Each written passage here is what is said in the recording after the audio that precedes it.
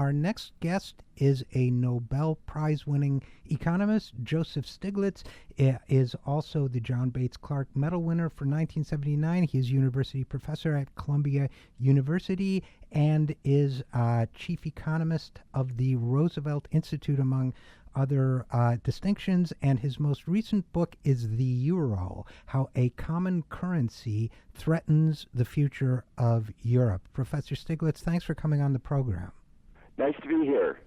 Let me start with a general question, if I might. What made you decide to write a book on the euro? Oh, that's a good question, and there were several motivations. One of them is that the euro was a fascinating experiment from an economist perspective of a large group of countries, 19, trying to share a single currency. And we don't get the opportunity to see very many experiments. This, unfortunately, turned out to be a failed experiment, but yet I think there's a lot that we can learn. And it's also an interesting experiment at globalization, kind of economic integration, where the economics advanced faster than the political institutions that would make it work. Well, and I think that gets to, at least my impression from my reading, the heart of your book, that there was perhaps a disconnect between the economic interconnectedness or structure created by the euro and the democratic institutions that would have ensured that policy making was equally shared. And I guess since you've drawn the connection to globalization, why don't we start there? I mean, one of the concerns about globalization is that a few interests and a few countries perhaps are dictating economic outcomes for many people.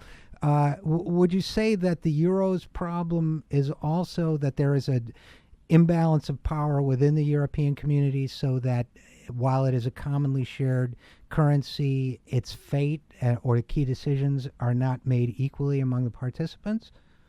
Very much. In fact, a dramatic example of that is the fact that there have been elections in which 62% of the voters in Spain, in Portugal, in Greece have voted against policies of austerity.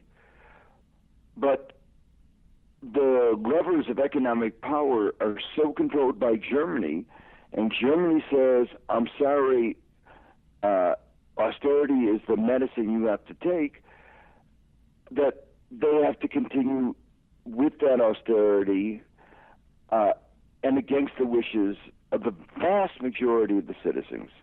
Well, and that's what's so striking to some of us who are observing this from the outside. And again, we're talking with Nobel Prize-winning economist Joseph Stiglitz.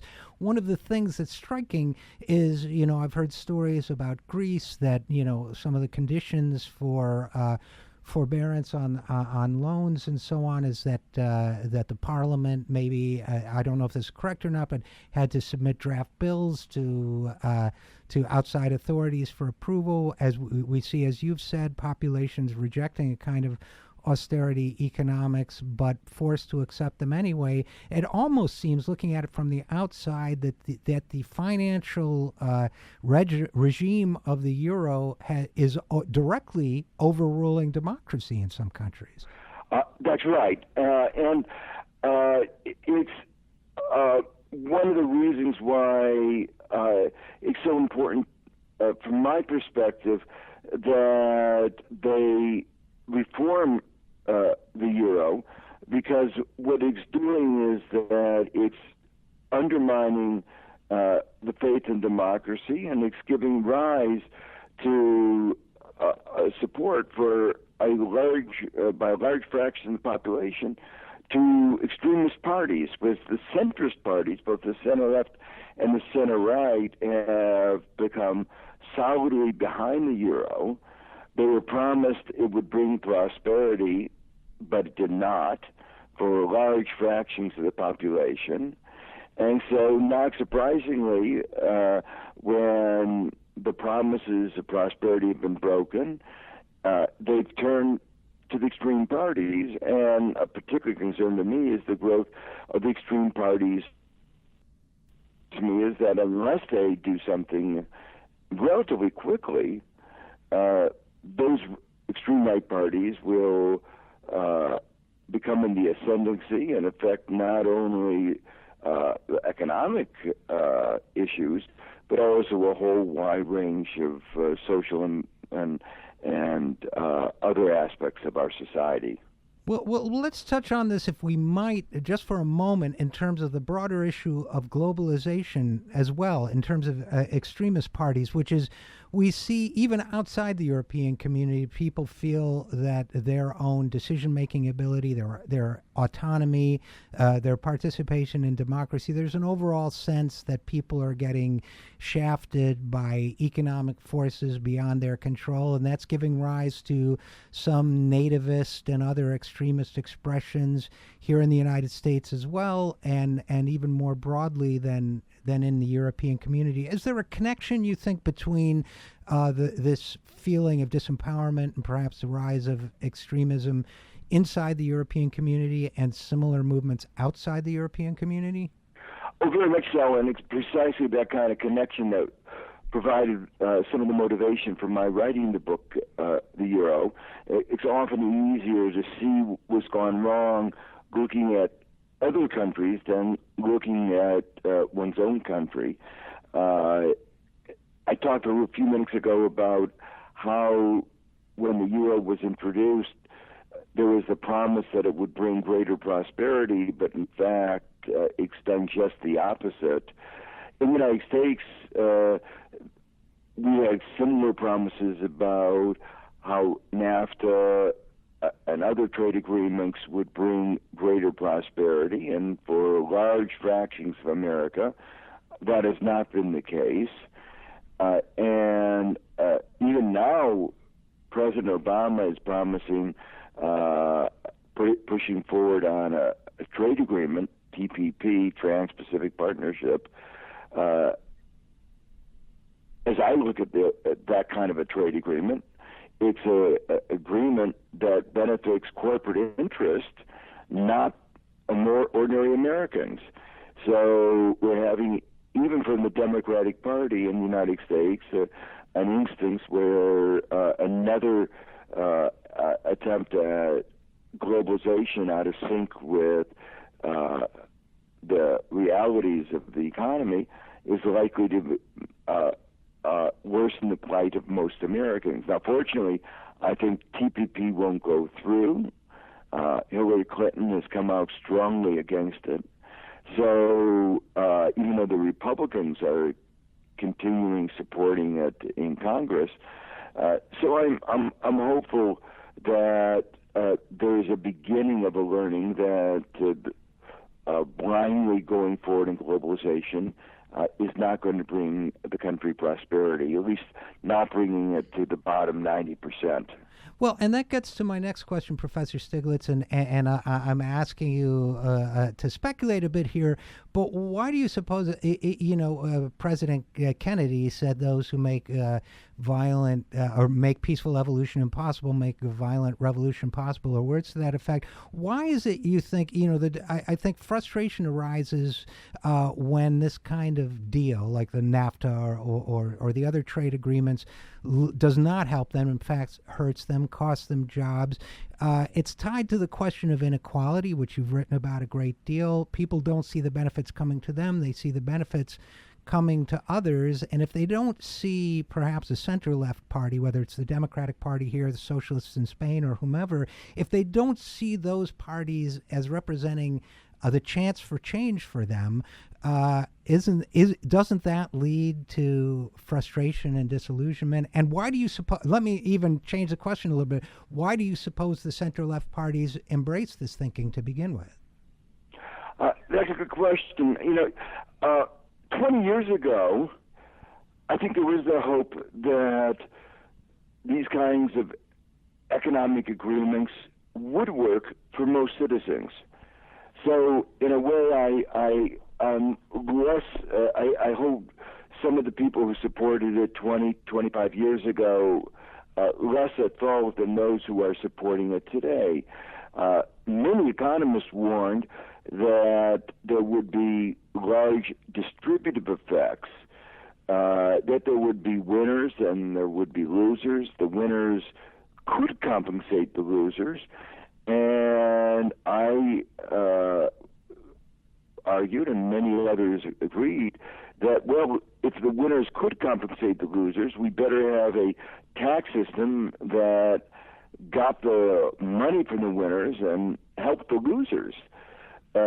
Unfortunately, when we passed some of this legislation, and this was true not only about trade liberalization but also financial market liberalization, rather than imposing the taxes that would appropriate money from the winners, we actually lowered taxes at the top. So the winners won doubly, and the bottom 90% suffered all the more. And so that's why you have the same pattern in Europe and the United States, that the ordinary individuals have seen basically stagnation in their income over the last quarter of a century, and the vast majority of the benefits have gone to the people at the very top. Well, then let me, if I may interrupt for a second, and again, we're talking with Professor Joseph Stiglitz, then let me ask you a question that may even be a little more challenging. I hope not, but maybe more challenging in the sense of, I don't want to put you on the spot, but why is it that you suppose that so many decision makers, whether it's in Germany or in Washington, D.C., are so fact resistant in their thinking, given that what might have been understandable or a reasonable supposition 20 years ago, we now have a lot of data to suggest that this is what you describe as precisely what happens. We haven't redistributed the benefits of this. The majority of people are suffering. Why do people continue pushing, for example, austerity economics? Well, that's a good question. I think in American politics, part of the reason, of course, is the influence of money. And I think one of the good news in terms of our democracy is that the candidates on both sides, both Republican and Democrats, have been forced by reality to wake up and to say, in spite of the fact that there's so much money going into politics, we can't support TPP. Occasionally you'll hear somebody say, we bargained badly in these trade agreements. Well, the fact of the matter is it wasn't our trading partners that were demanding many of the provisions that have been so painful to ordinary Americans, the kinds of provisions that make it more difficult for us to regulate and protect our environment, our economy, our health, our safety, raising drug prices, and so forth. It's actually America trade negotiators, or TPP negotiators, reflecting corporate interests that we've demanded these bad provisions. I've talked to some of our trading partners, and if we got a president like Hillary who said, we want to renegotiate NAFTA, we want to renegotiate those provisions which have been so bad for our environment and for other aspects of our economy, I believe we can make a significant progress. We may not be able to renegotiate everything, but I think we can make significant progress. So if this is true, this is American democracy at work, the fact that so many people have risen up on these issues. There is a response. Now, in some of the other areas, it looks like we're having a lot of trouble, particularly in regulating the banks.